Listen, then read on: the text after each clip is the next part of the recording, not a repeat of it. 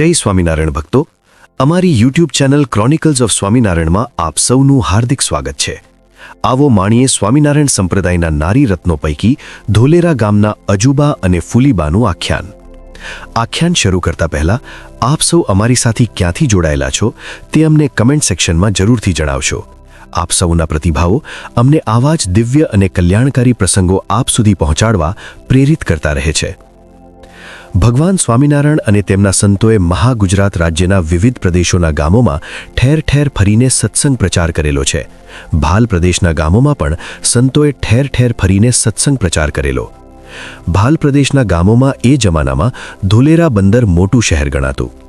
ધંધુકા નજીકમાં વસેલ આ ધોલેરા શહેરમાં ભગવાન સ્વામિનારાયણે મોટું મંદિર કરાવીને તે મંદિરમાં મદન મોહનજી દેવની પ્રતિષ્ઠા કરેલી છે. ભાલ પ્રદેશના ગામોના સત્સંગીઓને દેવદર્શન, દેવસેવા અને સંત સમાગમનો નિત્ય લાભ મળે એવા શુભ હેતુથી સત્સંગ સેવામાં તન, મન અને ધન સમર્પણ કરનાર ધોલેરા દરબાર શ્રી પૂંજાજી બાપુ અને તેમનો પરિવાર અને તેમના બહેનોના આદર્શ પ્રસંગો સાંપ્રદાયિક ગ્રંથોમાં ઘણા લખાયેલા છે. તે પ્રસંગોમાંથી શ્રી પૂંજાજી બાપુના બહેનોના કેટલાક આદર્શ પ્રસંગો આજે આપણે માણીએ. દરબાર શ્રી પૂંજાજી બાપુ અને બા શ્રી અજુબા બંને સગા બાઈ બહેન થાય. બા શ્રી ફૂલીબાના પિતાશ્રીનું નામ દરબાર શ્રી જેઠીજી હતું. દરબાર શ્રી જેઠીજી અને દરબાર શ્રી બુટાસિંહજી બંને સગા ભાઈઓ હતા. કારિયાણીના દરબારમાં માચા ખાચરની પ્રાર્થનાથી સંવત 1860ની સાલમાં શ્રીહરિ કારિયાણી પધારેલા અને 4 મહિના રોકાયેલા. માચા ખાચરના આમંત્રણથી ધોલેરા દરબાર શ્રી પૂંજાજી બાપુ અને તેમના બહેન શ્રી અજુબા અને ફૂલીબા તથા અન્ય દરબારો શ્રીહરિના દર્શન કરવા કારિયાણી આવેલા. તે બધા જ 2-5 દિવસ કારિયાણી રોકાયા. સંતો અને સત્સંગીઓની સદાચારમય રહેણીકરણી જોઈને, કથા વાર્તા સાંભળીને અને મહારાજનો અલૌકિક પ્રભાવ જોઈને દરબાર શ્રી પૂંજાજી બાપુ તથા તેમના બહેન ફૂલીબા અને અજુબા સત્સંગી થયેલા. સમય જતાં સત્સંગના નિયમોનું જ્ઞાન મેળવીને પૂંજાજી બાપુ અને તેમના બહેનો વગેરે બધું જ કુટુંબ ધર્મ નિયમોનું યથાર્થ પાલન કરવા લાગ્યા. સંતો અને શ્રીહરિ અનેક વખત ધોલેરા પધારેલા અને દરબાર શ્રી પૂંજાજી બાપુના દરબારગઢમાં ઉતરેલા. પૂંજાજી બાપુના ધર્મપત્ની દરબારગઢમાં ઉતરેલા. જ્યારે જ્યારે શ્રીહરિ અને સંતો ધોલેરા પધારે ત્યારે અજુબા, ફૂલીબા, પૂંજાજી બાપુના ધર્મપત્ની વગેરે સત્સંગી બહેનો જળ ભરી લાવવું, લોટ, દાળ, ઘી વગેરે સીધા સામગ્રી તૈયાર કરીને મોકલવી વગેરે સેવાઓ મહિમાપૂર્વક કરતા. એટલું જ નહીં, પોતાને જે પ્રિય વસ્તુ હોય તે શ્રીહરિ અને સંતોને ભાવથી અર્પણ કરતા. દરબાર શ્રી પૂંજાજી બાપુ તથા અજુબા અને ફૂલીબાના આગ્રહપૂર્વકના આમંત્રણથી શ્રીહરિ ધોલેરા પધાર્યા અને ત્યાં ધનતેરસથી આરંભીને અન્નકૂટ સુધીની બધી જ તિથિઓના ઉત્સવ ઉદારતાપૂર્વક ઉજવેલા. આ ઉત્સવોમાં અજુબા અને ફૂલીબાએ ઘણો જ ખર્ચ કરીને અન્નકૂટનો વિવિધ પ્રસાદ શ્રીહરિના હાથથી જ સંત હરિભક્તોને પીરસાવેલો અને શ્રીહરિ અને સંતોની પૂજા પણ તેમણે કરેલી. એક વખત સંતો હરિભક્તના સમુદાય સહિત ગઢપુર જવા માટે શ્રીહરિ સુરતથી નીકળેલા અને માર્ગમાં 1-2 રાત્રિ રોકાયા. એ સમયે કાઠી દરબારોએ શ્રીહરિને કહ્યું કે સુરતમાં 9 દિવસ સુધી સતત દિવસમાં 3 વખત મિષ્ટાન્ન જમીને હવે મિષ્ટાન્નની અરુચિ થઈ છે, માટે હવે તો ખાટું, ખારું, તીખું જમવા મળે તો સારું. કાઠી દરબારોની વાત સાંભળીને શ્રીહરિએ તેમને કહ્યું કે તમે માંગો તેવા ભોજન કાલ સાંજે તમને હું જમાડું. તમે જેવો સંકલ્પ કર્યો હોય તે કહો. તે સાંભળીને સુરા ખાચરે કહ્યું કે મહારાજ, અમે તો પુડલા, ભજીયા, બાજરાના રોટલા મળે એવો સંકલ્પ કર્યો છે. મહારાજ કહે, ભલે, કાલે સાંજે તમને એવું ભોજન મળશે. પછી દરબારોનો સંકલ્પ સિદ્ધ કરવા માટે શ્રીહરિએ ધોલેરાના અજુબાને સ્વપ્નમાં દર્શન દીધા અને કહ્યું કે સંત પાર્ષદો સહિત કાલે સાંજે અમે અહીં આવીશું અને અમો બધા જ કાલે સાંજે અહીં જ જમવાના છીએ. વળી કાઠી દરબારોને ભજીયા, વડા, ખારા પુડલા તથા બાજરાના રોટલા જમવાની ઈચ્છા છે, માટે તમે તે બધી જ રસોઈ કાલે સાંજે તૈયાર રાખજો. એમ કહીને શ્રીહરિ અદૃશ્ય થયા. સવારે અજુબાએ પૂંજાજી બાપુ અને ફૂલીબા વગેરે બધાને પોતાના સ્વપ્નાની વાત કરી. આ વાત શ્રી હરિલીલામૃત ગ્રંથમાં કળશ 8ના 35મા વિશ્રામમાં ખૂબ સારી રીતે વર્ણવેલ છે.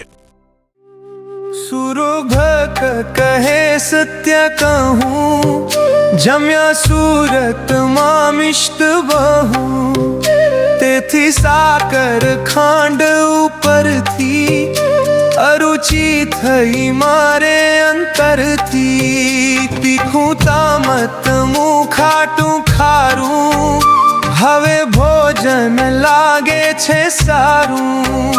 પૂરા ભજીયા વડા ને ઢોકળા મળે તો હવે ભાવે તે ભલા. બોલ્યા શ્રી હરિ સાંભળી એવું, કાલે તમને જમાડીશ તેવું. પછી રાતે શયન કર્યું જ્યારે, ધોલે રે થયું આશ્ચર્ય ત્યારે.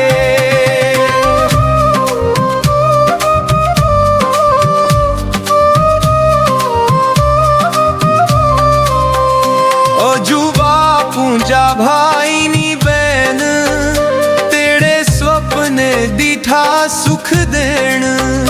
કર જોડીને કીધા પ્રણામ, ત્યારે બોલિયા શ્રી ઘનશ્યામ. કાલે સાંજે તો સંત સહિત અમે આવશું અહીં ખચિત. માટે કાઠીઓને કાજે જોઈ, કહું તે તમે કરજો રસોઈ. ભજીયા વડા પોણલા ખારા, બાજરા તણા રોટલા સારા. એમ કહી થયા અંતર્ધાન, બાઈ જાગી થયા સાવધાન.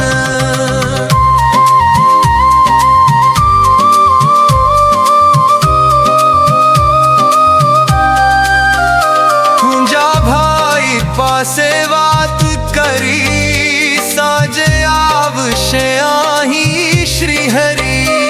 મન સ્વપ્ને દીધું દર્શન, મિથ્યા થાય ન મારું સ્વપન. ફરશું કરવાને ભોજન,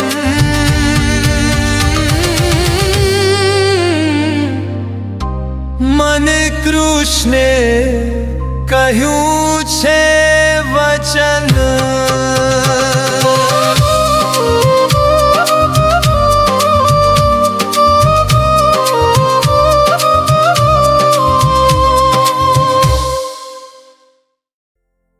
આમ સ્વપ્નની વાત સાંભળીને પુંજાજી બાપુ કહે, બહેન, શ્રીહરિ તો સુરત ગયા છે, તે છેક ત્યાંથી કાલે અહીં પહોંચે જ નહીં. માટે તમારા સ્વપ્નાની વાત માની શકાય નહીં અને તે પ્રમાણે કરાય નહીં. દરબારશ્રીની વાત સાંભળીને ફૂલીબાએ કહ્યું કે ભાઈ, બીજાના સ્વપ્નાનો ભરોસો નહીં, પરંતુ અજુબા જે સ્વપ્નાની કે બીજી વાત કહે છે તે બધી જ સત્ય થાય છે. માટે અજુબા કહે તે પ્રમાણે બધી જ સામગ્રી તૈયાર કરાવો, અને તે કહે તેટલા માણસો જમે એટલી રસોઈ અમે બનાવીને તૈયાર કરીશું. પુંજાજી બાપુ અને તેના પરિવારે કહ્યું કે ભલે બહેન, આપ કહો તે મુજબ સીધું તૈયાર કરીને તમે ભોજન તૈયાર કરાવો. આ રીતનો નિર્ણય થયો એટલે ફૂલીબા, અજુબા બંને બહેનોના માર્ગદર્શન મુજબ સત્સંગી બહેનોએ રસોઈ તૈયાર કરી. બપોર પછી 5 વાગ્યાના સમયે સંતો તથા કાઠીસવારો સહિત શ્રીહરિ ધોલેરા પધાર્યા અને સીધા જ પુંજાજી બાપુના દરબારગઢમાં ગયા. અજુબાના કહેવા મુજબ જ શ્રીહરિ પધાર્યા તે અનુભવીને બધાને આશ્ચર્ય થયું. તરત જ શ્રીહરિ અને સંતો પાર્ષદોના ઉતારાની વ્યવસ્થા કરી અને ત્યાર પછી પુંજાજી બાપુ વગેરે સત્સંગી શ્રીહરિ પાસે બેઠા અને શ્રીહરિએ તેઓને કુશળ સમાચાર પૂછ્યા. પુંજાજી વગેરે સત્સંગીઓએ સુરતના સત્સંગીઓની શ્રદ્ધા અને સમજણ વિષયક પ્રશ્નો શ્રીહરિને પૂછ્યા, તેનો ઉત્તર શ્રીહરિએ આપ્યો. પુંજાજી બાપુએ કહ્યું કે મહારાજ, અજુબાએ અમોને કહ્યું હતું કે સંઘ સહિત મહારાજ આજ સાંજના અહીં પધારશે, માટે આપણે રસોઈ તૈયાર કરી રાખવાની છે. તેના વચનમાં વિશ્વાસ રાખીને અમે રસોઈ તૈયાર કરી અને તમે પણ સમયસર પધાર્યા તે બહુ જ સારું થયું. ત્યાર પછી સંધ્યા આરતી નિત્ય નિયમો કરીને શ્રીહરિએ સત્સંગીઓની સભામાં ભગવાનની કથા વાર્તા કરી. તે સમયમાં સર્વેને જમાડવાની તૈયારી કરીને બંને બહેનોએ કહેવરાવ્યું કે ભોજન તૈયાર છે, સર્વે જમવા પધારો.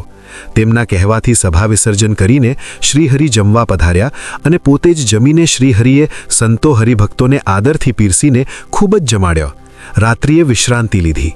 બીજે દિવસે શ્રીહરિ સહિત સંઘ ગઢપુર પહોંચ્યો. આ વાત શ્રી હરિલીલામૃત ગ્રંથમાં કળશ 8ના 35માં વિશ્રામમાં ખૂબ સારી રીતે વર્ણવેલ છે. તે સાંભળીએ.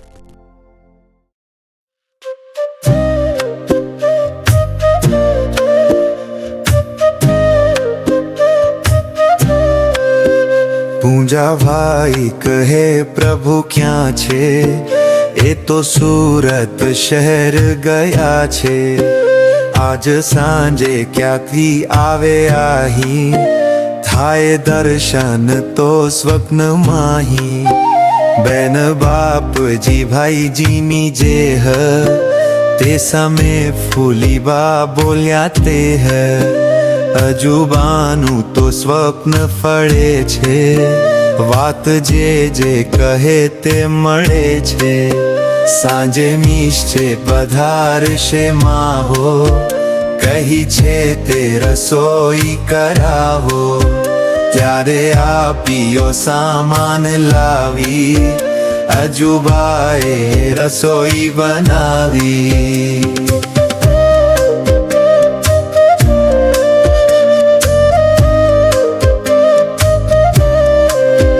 પછી સાંજ સમો થયો જ્યારે, કૃપાનાથ પધાર્યા ત્યારે.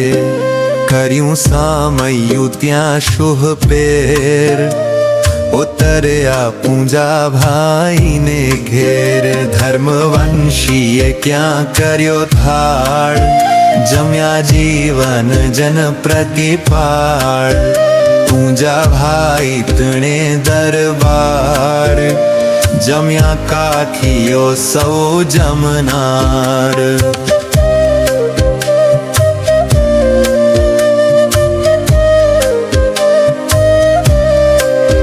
ભાજી આમળા રોટલા જોઈ, થયા વિસ્મિત તે સહુ કોઈ. જ્યારે જાણી સ્વપન તણી વાત, જાણ્યો મહિમા પ્રભુનો અઘાત. એમ સૌને હરખ ઉપજાવ્યા, પ્રભુ ત્યાંથી પ્રભાતે સિધાવ્યા.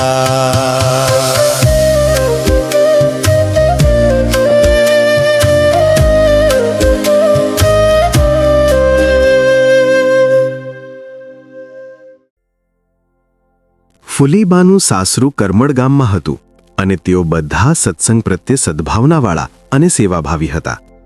તેથી ફુલીબાએ સાસરા પક્ષમાં રહીને પણ સત્સંગની ઘણી સેવા કરી છે.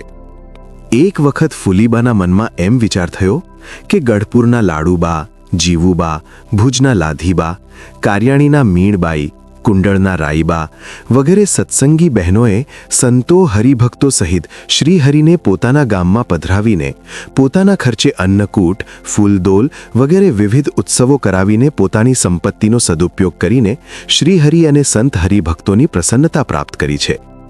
એ જ રીતે આપણે પણ આપણી સંપત્તિનો સદુપયોગ કરીને શ્રીહરિ અને સંતો હરિભક્તોની પ્રસન્નતા પ્રાપ્ત કરવી. આમ વિચારીને પોતાનો આ સદવિચાર તેમણે પોતાના કુટુંબીઓને જણાવ્યો અને કુટુંબીજનોએ પણ તેના આ સદવિચારને સહર્ષ સ્વીકાર્યો અને તે બધાએ નક્કી કર્યું કે સંતો સત્સંગીઓ સહિત શ્રીહરિને અહીં પધરાવવા અને શ્રીહરિના હસ્તક જ આપણે આંગણે અન્નકૂટ ઉત્સવ કરવો.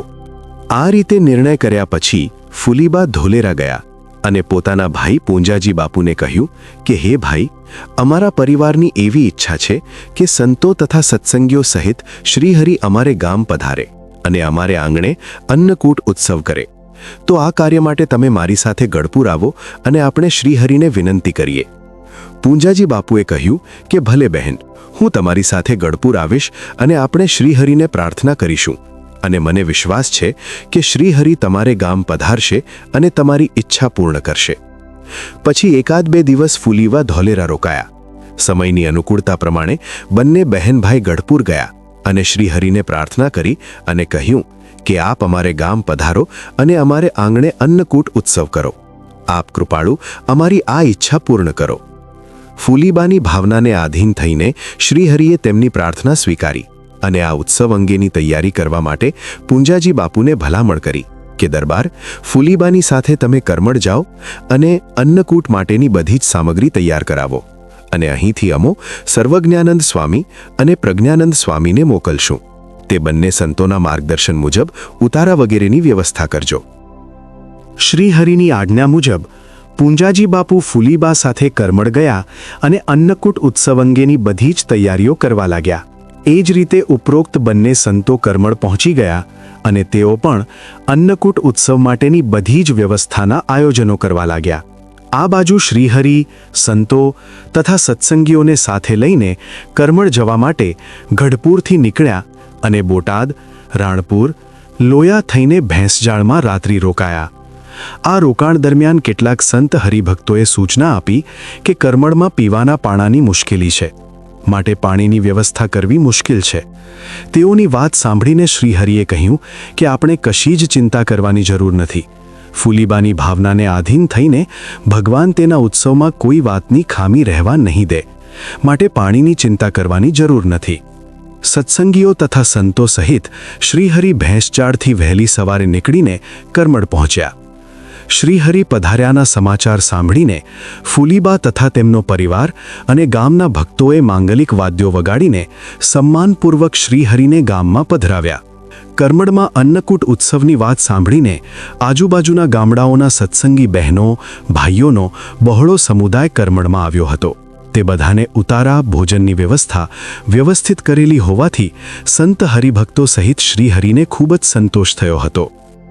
અન્નકૂટને દિવસે ભગવાન બાળકૃષ્ણ અને શાલિગ્રામની વિધિસર પૂજા કરીને વસ્ત્ર આભૂષણો ધરાવી સિંહાસનમાં પધરાવીને વિવિધ પ્રકારની મિષ્ટાનની વાનગીઓ અને વિવિધ પ્રકારના વ્યંજનોની વાનગીઓનો અન્નકૂટ શ્રી ઠાકુરજીને ધરાવીને થાળ બોલીને શ્રી હરિએ અન્નકૂટ ઉત્સવની આરતી કરી. ફૂલીબા, તેમનો પરિવાર, સંતો, સત્સંગીઓ વગેરે બધા જ ભાવિક ભક્તોએ અન્નકૂટની આરતીના દર્શન કર્યા. બરાબર એ જ સમયમાં માવઠું થવાથી જોરદાર વરસાદ વરસવા લાગ્યો અને આકાશમાંથી બરફના કરાનો વરસાદ થયો. ઘણા લોકો બરફ જમવા લાગ્યા. તે જોઈને શ્રીહરિ કહે કે ફૂલીબાની ભક્તિને આધીન થઈને ભગવાને પાણી તો આપ્યું, પરંતુ આ જમાનામાં દેવને પણ દુર્લભ એવો બરફ પણ ભગવાને મોકલ્યો અને પ્રસાદી લોકો જમે છે. ત્યાર પછી ભોજનનો સમય થતાં શ્રીહરિએ નિત્ય વિધિ કરીને અન્નકૂટની પ્રસાદી જમ્યા અને ત્યાર પછી સંતોની પંક્તિ કરવાનું કહ્યું. એથી 3 વિભાગમાં સંતોની પંક્તિ થઈ. એ જોઈને શ્રીહરિ કહે, આજે જુદી જુદી 3 પંક્તિઓ શા માટે કરી? ત્યારે સંતો કહે, મહારાજ, આ સંતોના 3 વિભાગ છે.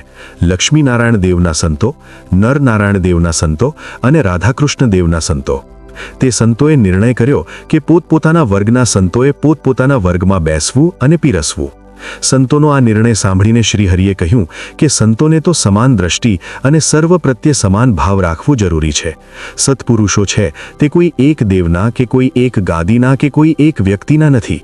સંતો તો સર્વના હિતકારી છે. તેથી સંતોએ કોઈ પ્રત્યે પક્ષપાત કે ભેદભાવ રાખવો જોઈએ નહીં.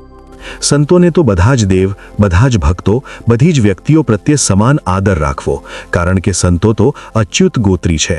અર્થાત સંતો તો એક પરમાત્માના જ અનુયાયી છે અને પરમાત્માના જ ભક્ત છે. માટે હવેથી આ પ્રથા આપણા સંતોમાંથી બંધ થવી જોઈએ. ત્યાર પછી શ્રીહરિએ સંતો, સત્સંગીઓને પોતાની હાથે જ અન્નકૂટનો પ્રસાદ પીરસીને બધાને જમાડ્યા અને ફૂલીબાનો સંકલ્પ પૂર્ણ કર્યો. ત્યાર પછી સંતો તથા સત્સંગીઓની સભા થઈ. તે સમયે પૂંજાજી બાપુના માર્ગદર્શન મુજબ ફૂલીબાના પરિવારે શ્રીહરિની પૂજા કરી અને ઝરિયાની વસ્ત્રો તથા સુવર્ણના અલંકારો શ્રીહરિને ધરાવીને શ્રીહરિની પૂજા અને આરતી કરી તથા વર્ણી સંતો, પાર્ષદોની પણ પૂજા કરી. એકવાર ગામ ધોલેરાના ગરાસિયા, ફૂલીબા વગેરે બાઈઓ મહારાજનો મંદવાડ સાંભળીને પોતાને ગામથી ચાલ્યા. તે ઝિંઝાવદરની નજીક આવ્યા ત્યાં કાઠીઓના સવારો સહિત મહારાજ મળ્યા. તે જોઈને સૌ બાઈઓ પગે લાગ્યા ને કહ્યું, અમે તો તમને માંદા સાંભળીને જોવા આવતા હતા. એટલે મહારાજ કહે, જુઓ, અમારા શરીરમાં મંદવાડ છે. ત્યારે બાઈઓ કહે, મંદવાડ તો જરા પણ છે નહીં. પછી મહારાજે તે બાઈઓને કહ્યું, તમે ગઢડે જાઓ ને અમે કાર્યાણી થઈને કાલે ગઢડે આવશું. એમ કહીને મહારાજ ગયા ને તે બાઈઓ ગઢડે આવ્યા. ત્યાં મહારાજ સ્વધામ પધાર્યાના ખબર સાંભળી બહુ જ દિલગીર થયા. જો તમને આ વિડીયો ગમ્યો હોય તો નીચે કોમેન્ટ સેક્શનમાં અમને ચોક્કસ જણાવશો.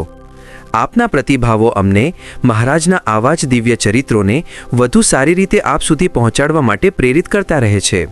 અને આવા જ શ્રી હરિના ચરિત્રો નિયમિત સાંભળવા માટે અમારી ચેનલને સબસ્ક્રાઇબ અને અન્ય ભાવિક ભક્તજનો સાથે શેર કરવાનું ભૂલશો નહીં. જય સ્વામિનારાયણ.